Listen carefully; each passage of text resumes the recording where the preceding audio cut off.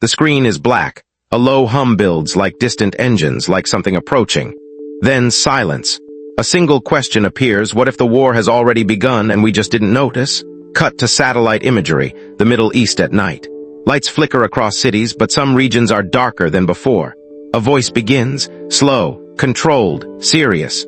War doesn't always begin with explosions. It doesn't always announce itself with headlines or declarations. Sometimes it starts quietly, in shadows, in cyber networks, in oil markets, in alliances shifting behind closed doors. The United States and Iran have not officially declared war.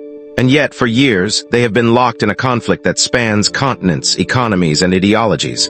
A war without a formal beginning. A war without a clear battlefield. A war where victories are invisible and losses are often denied. But here's the question no one is asking clearly enough. What has the United States already lost in a war that hasn't officially begun?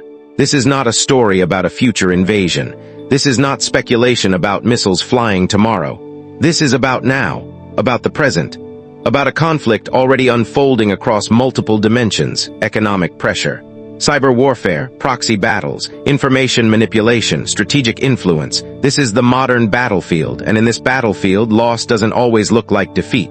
Sometimes it looks like erosion, slow, gradual, relentless. To understand what has been lost, we must first understand how this war is being fought. This is not a traditional war. There are no massive troop movements across borders, no clear front lines. Instead, there are layers, invisible layers. Layer 1, economic warfare. Sanctions have been one of the most powerful tools used by the United States, designed to weaken Iran's economy, to isolate it from global trade, to force political change without firing a single bullet. But sanctions are not one-sided weapons. They reshape global systems, they force adaptation, and over time they create alternatives. Layer 2, proxy conflicts. From Iraq to Syria to Yemen, the battlefield is scattered. Local conflicts become extensions of a larger struggle. Militias, allied groups, regional powers, each one a piece of a much larger puzzle. Layer 3, cyber warfare. Silent. Invisible, constant. Power grids, financial systems, military networks, attacks that leave no smoke but cause real damage. And perhaps most dangerously, Layer 4, influence, narratives, alliances, global perception. Because in modern war, perception can be as powerful as firepower. In the past, wars were clear, defined. You could point to a map and say, this is where it's happening. World War II had battlefronts. The Cold War had two sides.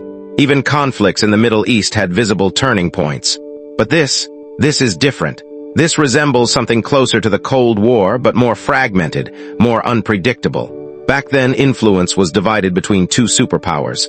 Today, it is contested by many. And that changes everything. Because in a fragmented world, control is harder to maintain, and losses are harder to measure. Now we begin to see it, not in a single moment, but in a chain reaction, step by step. 1. Loss of absolute economic control. Sanctions were meant to isolate Iran, but over time, something unexpected happened. Iran adapted. Alternative trade networks emerged. New partnerships formed. Countries began experimenting with systems that bypassed traditional financial structures. And slowly, the dominance of US-controlled economic channels began to weaken. Not collapse, but weaken. And once alternatives exist, they don't disappear, they grow. 2. Loss of regional influence. The Middle East has always been a strategic priority, but influence is not static, it shifts. In Iraq, in Syria, in Lebanon, power dynamics have changed. Alliances have evolved, local actors have gained strength. And Iran's influence in certain areas has expanded. Not openly, not officially, but effectively. And every shift in influence is a quiet loss for someone else. 3. Loss of strategic clarity. In traditional wars, objectives are clear. Win the battle, hold the territory, force surrender.